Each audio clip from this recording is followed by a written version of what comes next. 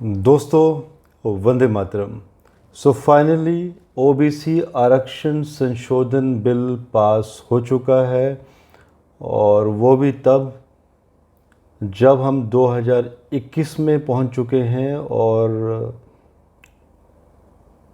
हम वो देश हैं जो मंगल ग्रह तक भी पहुंच चुके हैं। और एक ऐसा बिल 2021 में जिस समय आरक्षण होना चाहिए था तो सिर्फ आर्थिक कमजोरी के हिसाब से, पर वो कहते भी हैं कि जब भी वोटों की राजनीति होती है तो नेता चाहे किसी भी पार्टी के क्यों ना हो, वो सब इकट्ठे हो जाते हैं। तो कहीं ना कहीं ये जो बिल है, इस बिल के आधार पर हिंदुओं का भी बंटवारा कर दिया गया है। तो कहीं ना कहीं देश को भी बांट दिया गया है बहुत सारे हिस्सों में। आने वाले समय में हम ये भी कैलकुलेशन ज़रूर करेंगे कि क्या इस नासूर को ख़त्म भी किया जा सकेगा। क्या जो कैपेबल लोग हैं उनको उनकी कैपेबिलिटी के हिसाब से जो आज भी उनको मौके नहीं मिलते हैं, तो क्या वो ऐसा वक्त आएगा जब ये आरक्षण का नासूर ख़त्म होगा भारतीय संविधान से। आज मैं आप लोगों को रिपब्लिक हॉरोस्कोप के ऊपर विश्लेषण देना चाहता हूँ। आप लोग ये कुंडली भी देख रहे होंगे स्क्रीन पर। मीन लगन की कुंडली है और ये वो समय है जब हमारे भारत का संविधान बनकर एग्जीक्यूट हुआ था। 26 जनवरी 1950 सुबह 10:19 और दिल्ली समय। दोस्तों इस कुंडली को आप इस पे विचार कीजिए। मीन लगन की कुंडली है और बहुत ही कॉमन चीज़ आ जाती है दोनों तरफ। जब हम स्वतंत्रता दिवस 1947 उसकी कुंडली भी जब हम बनाते हैं तो उसमें भी लगन में राहु, और इस कुंडली में भी लगन में राहु है। बाय द वे आज मैं बताना भी चाहूँगा कि इसके बाद हम कवर करेंगे कि क्या क्या बिल्स में क्या क्या होने वाला है अभी। सो थोड़ा सा इस कुंडली के ऊपर विचार करते हैं। और इस कुंडली में 11th हाउस में गुरु बैठे हुए हैं नीच के, लग्नेश गुरु नीच के, वो भी कंबस्ट हो चुके हैं चंद्रमा के नक्षत्र में। और इसके साथ साथ षष्ठेश एंड एकादशेष आपस में दोनों का एक्सचेंज वो भी इन्हीं हाउसों में। तो आप हाउसेस में तो आप देखिए जब से हम लोग आज़ाद हुए हैं तब से कहीं ना कहीं संशोधन लगातार होते रहे हैं और हमेशा ही कोई ना कोई बिल भी बनते रहे हैं, लेकिन ऐसे कोई कॉन्क्रीट बिल अभी तक नहीं बने हैं जिसमें कि कल्प्रिट्स को सज़ा हो सके। क्योंकि ये जो छठे और 11वें का जो कॉम्बिनेशन है, आपस में जो एक्सचेंज है, कई लोग कहते हैं कि राजयोग जब बनता है तो जब एक्सचेंज होती है तो क्या वो फ़ायदेमंद होती है। देखिए हमेशा ही फ़ायदेमंद नहीं होती, उसके फ़ायदे और नुकसान दोनों ही चीज़ें होती हैं। और ये जो एक्सचेंज है ये इशारा करती है कि वी आर द कंट्री। जब भी यहाँ पर कोई कानून बनता है उस कानून के बनने से पहले ही उस कानून को तोड़ने के 50 तरीके निकाल लिए जाते हैं। लगन में राहु ये क्या इंडिकेशन देता है, वो भी वाटरी साइन का, कि we are very very creative people. हम बहुत ही क्रिएटिव पीपल हैं, मतलब क्रिएटिविटी बहुत ज़्यादा कुट कुट कर भरी है हमारे देश के लोगों के अंदर। और अगर हम स्वतंत्रता दिवस की कुंडली में देखते हैं तो वहाँ पे वृषभ राशि के राहु, जो कि अर्थ साइन हुआ कि हम कहीं ना कहीं ज़मीन से जुड़े हुए लोग हैं। And we are very intelligent people, क्योंकि राहु शुक्र के हैं, शुक्र की राशि के, और यहाँ पे मीन की राशि के। लेकिन ये दोनों में एक अलग इंडिकेशन भी छुपा हुआ है कि though we are very intelligent people, very intelligent country, but Rahu का लगन प्रभाव, क्योंकि लगन हमारा ब्रेन है, तो जब ब्रेन पे प्रभाव होगा राहु का तो इंटेलिजेंस तो वो देगा, लेकिन कहीं ना कहीं डीएनए में फ्रॉड, रिश्वतखोरी, इन चीज़ों को भी एक्टिवेट कर देगा।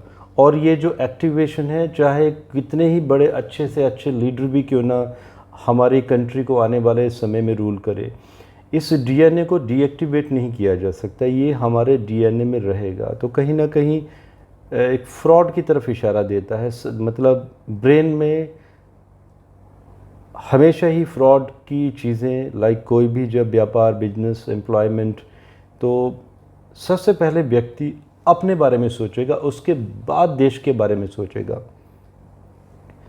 जो हमारे स्वतंत्रता सेवा सेनानी थे, उनके बारे में भी कई बार मुझे भी दुख होता है, बिकॉज़ जब उन्होंने देश को आज़ाद करने की ठानी थी और उन्होंने अपनी कुर्बानियाँ भी दी थी, तो वो नहीं जानते थे कि हमारा देश उस समय स्थिरता में आएगा जब ये राहु दोनों बार लगन में आ जाएंगे, क्योंकि उनका इरादा था कि एक अच्छा देश बनाने का, एक ऑनेस्ट कंट्री बनाने का, जो डिमोनेटाइजेशन के बाद भी नहीं हो सका।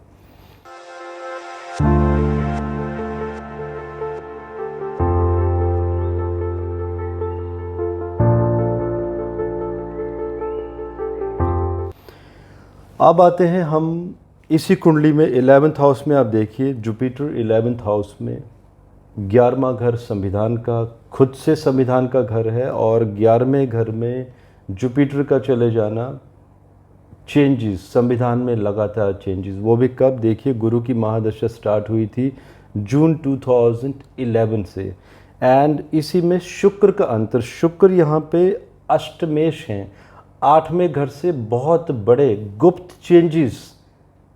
जब 2019 अगस्त में कश्मीर में जो धाराएं लगी हुई थी, जब कश्मीर को भारत के साथ कंप्लीटली जोड़ा गया था, जब उसके लिए पुरानी जो धाराओं को इरेडिकेट किया गया था, तो उस समय किसी को भी ये मालूम नहीं था कि ऐसा कुछ होने वाला है। तो ये इंडिकेट करता है गुप्त चेंजेस 8वें घर से। और ये जो शुक्र का जो अंतर चला हुआ है, 1 मई 2019 से स्टार्ट हुआ था, उसके बाद ही ये चेंजेस हुए। उसके बाद ट्रिपल तलाक के ऊपर भी कानून लाया गया, और ये 30 दिसंबर 2021 तक ये शुक्र रहेंगे, गुरु के साथ हैं। शनि एवं सूर्य का आपस में एक्सचेंज भी बना हुआ है, जो इशारा करता है कि अभी बहुत बड़े बड़े चेंजेस होना बाकी हैं। और ये कब होंगे? देखिए, इसके नीचे हमने वर्ष कुंडली भी दी है 2021 की।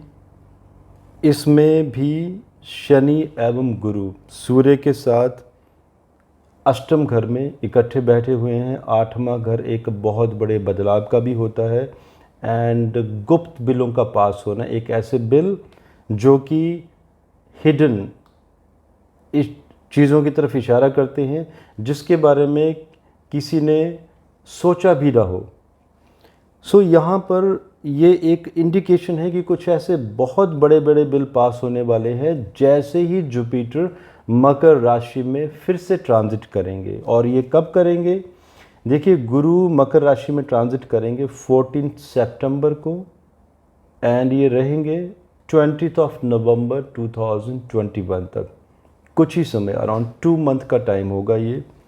मेरे एक पुराने मैंने वीडियो में कहा भी था कि जब भी कोई बड़ा प्लैनेट अपनी आगे की राशि में जाने से पहले एक बार या तो वक्री होता है, या तो फिर से पीछे की राशि में ट्रांजिट होती है उसकी, वो भी वक्री की कंडीशन में, क्योंकि डेफिनेटली वो वक्री ही रहेगा उस समय।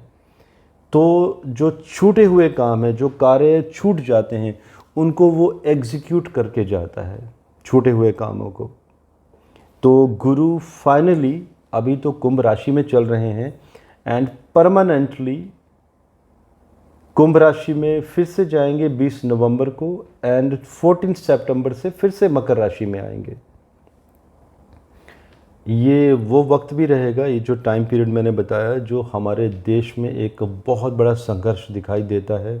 इसके ऊपर भी मैं आप लोगों को एक अलग से वीडियो दूंगा, क्योंकि हमारे देश की जो मकर राशि है वो काफ़ी पीड़ित है। स्वतंत्रता दिवस की कुंडली में भी अगर हम देखते हैं तो मकर राशि 9th हाउस में आती है, और 9th हाउस में 19 पॉइंट वहाँ पर हैं सर्वाष्टका में, जो कि जब जब भी मकर राशि में गुरु और शनि हमारे देश में ट्रांजिट करेंगे तब तक हमारे लिए मुश्किलों का एक समय खड़ा होगा।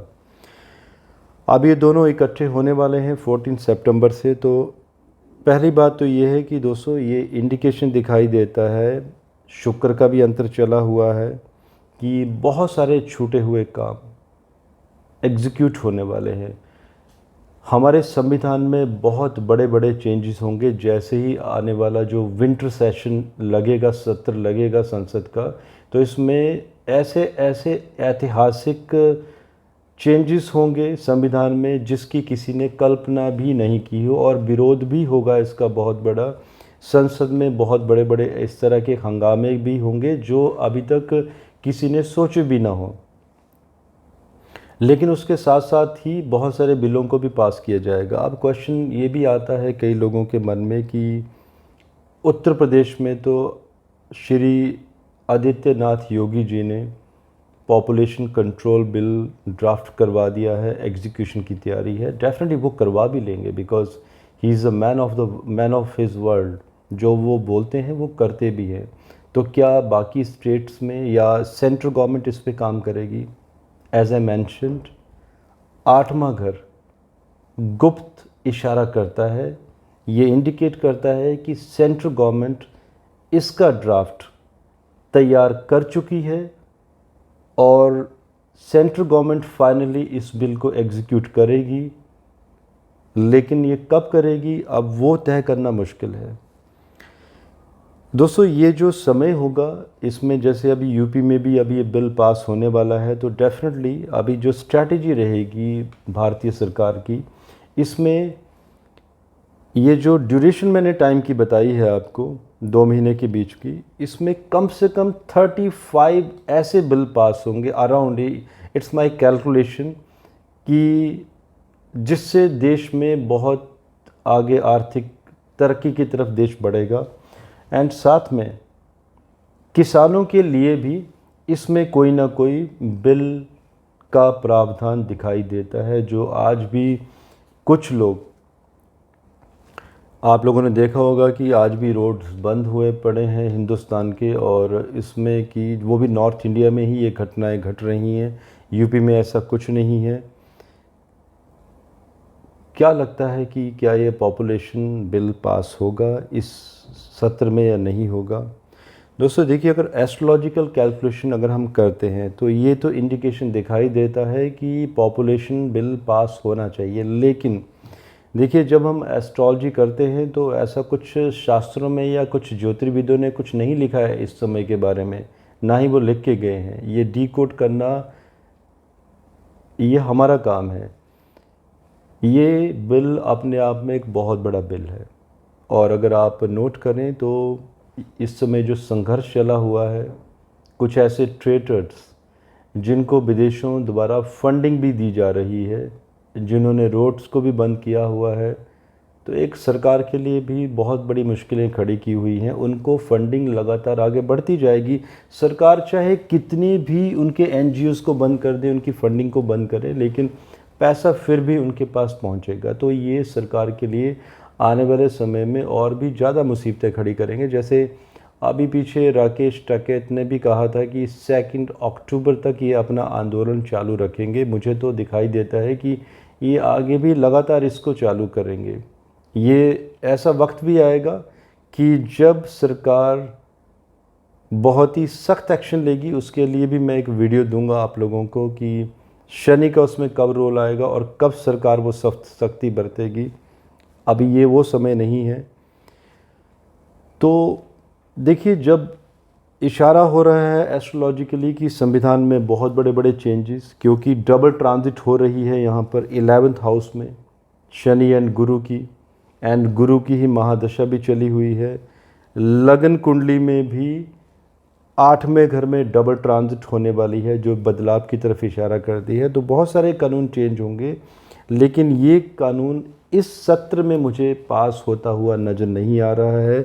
ये बिल्कुल सेंट्रल गवर्नमेंट द्वारा पॉपुलेशन कंट्रोल बिल लाया जाएगा, लेकिन ये सत्र इशारा नहीं करता है कि इस सत्र में ऐसा कुछ होगा। और मैं वो भी समय आप लोगों को दूंगा, कैलकुलेट करूंगा कि आखिर सेंट्रल गवर्नमेंट इसको पास कब करेगी। लेकिन इसके साथ साथ जैसे कि यूपी में पास होने वाला है, एमपी में, तो मान के चलिए कि कम से कम भारत में आधे से ज़्यादा राज्यों में स्टेट्स इस बिल को पास करती चली जाएगी। और ये जो इलेक्शन आने वाले हैं 2024 से पहले, इसमें population control bill central government द्वारा बिल्कुल पास किया जाएगा। अब आप सोचेंगे कि जब ये एस्ट्रोलॉजिकली ऐसा इशारा दिखाई देता है तो मैंने इसको इस तरह से डिकोड क्यों किया है, क्योंकि दोस्तों ये बहुत बड़ा स्ट्रगल का समय है। 6 अप्रैल 2021 के ऊपर मैंने एक वीडियो दिया था बीजेपी के बारे में कि बीजेपी का समय अभी शुभ नहीं है, आने वाला टाइम।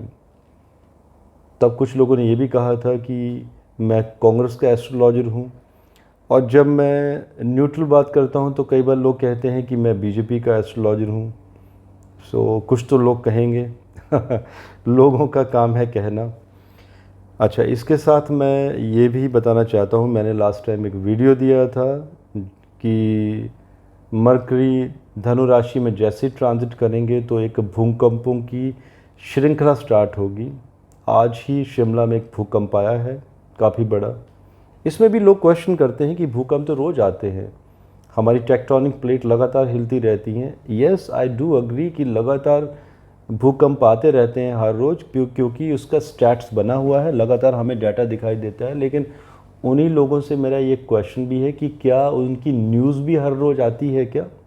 दोस्तों, न्यूज़ तभी आती है जब रिएक्टर स्केल पे काफ़ी बड़ा भूकंप आता है और जब कोई ना कोई नुकसान होता है, आर्थिक नुकसान भी होते हैं पब्लिक को, तब जाके न्यूज़ आती है। सो दोस्तों, मुझे इजाज़त दीजिए एंड इसी के साथ भारत माता की जय।